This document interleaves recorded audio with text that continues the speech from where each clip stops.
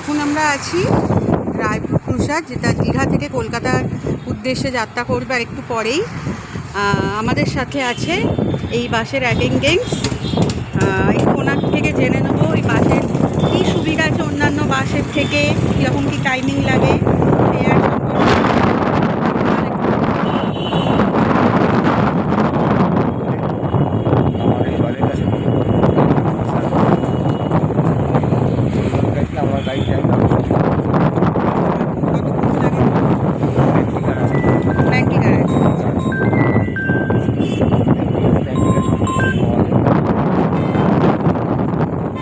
টাইমিংটা কতক্ষণ লাগে তাও?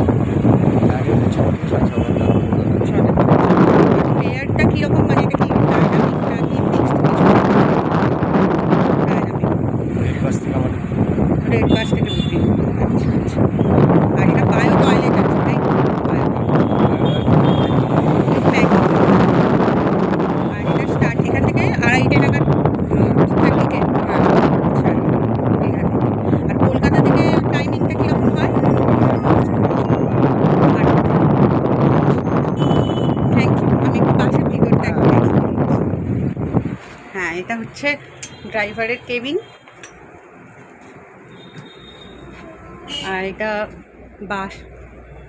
বাসের ভিতরে। খুবই কমফোর্টেবল হবে জার্নিটা আশা করছি।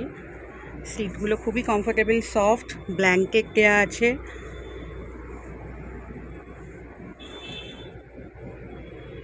কার্টুন দেওয়া আছে। এসি অলরেডি চলছে, 2:30 থেকে বাস স্টার্ট করবে।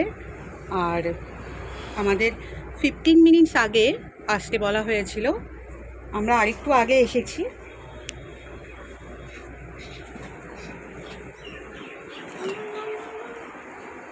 এখানে সিসি ক্যামেরাও আছে।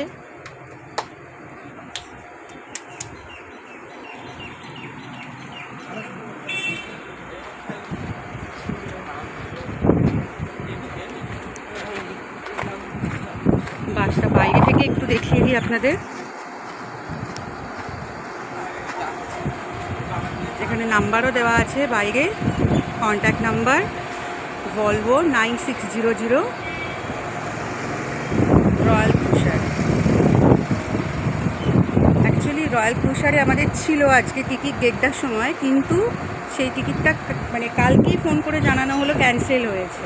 সেই জন্য আমরা কালকেই এই রায়পুর ক্রুশারটাকে বুক করেছি। শুনেছি খুবই ভালো, দেখা যাক এবার ভিতরে গিয়ে কীরকম কী অভিজ্ঞতা হয়। আশা করছি খুব ভালো হবে। বাসটা বাইরে থেকে আপনাদের পুরোটা দেখিয়ে দিচ্ছি।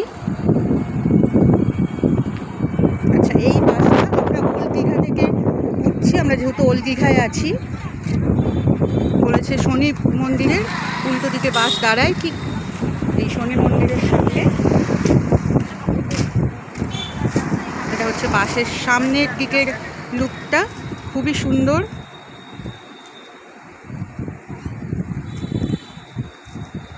বাসের সাইড